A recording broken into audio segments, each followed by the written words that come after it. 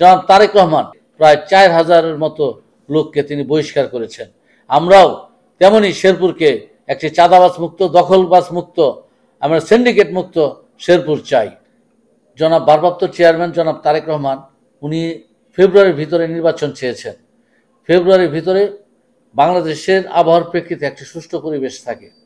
সেই প্রেক্ষিতে সাধারণ মানুষের জনগণের ম্যান্ডেট নিয়ে বিএনপি ক্ষমতায় আসতে চায়।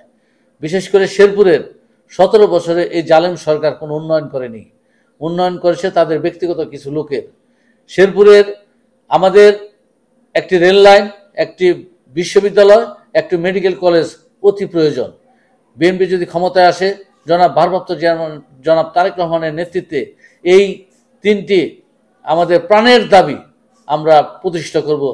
জনাব ভারপ্রাপ্ত চেয়ারম্যান জনাব তারেক রহমান শেরপুরের 3টি আসন, 3টি আসনে যাকে নমিনেশন দেবে আমরা তার নির্বাচনী আমরা সকলে এক হয়ে আমরা এই নির্বাচন অংশগ্রহণ করব এবং 3টি আসনেই দানিশেষ প্রার্থী জয়ী হয় সেই হিসাবে আমরা কাজ করে যাব। আমরা শেরপুর জেলা বিএনপি সকলেই আজ ঐক্যবদ্ধ। আমাদের দেয়ালে পিঠ ঠেকে গেছে।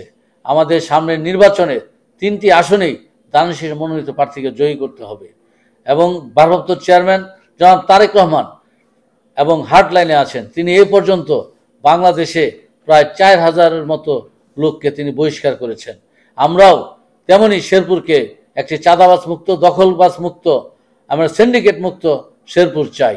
আমরা অলরেডি শেরপুরের সবার সাথে কথা বলে চাঁদাবাজ মুক্ত এবং একটি সুশীল সমাজকে নিয়ে একটি সুন্দর পরিবেশ শেরপুরকে প্রতিষ্ঠা করতে চাই।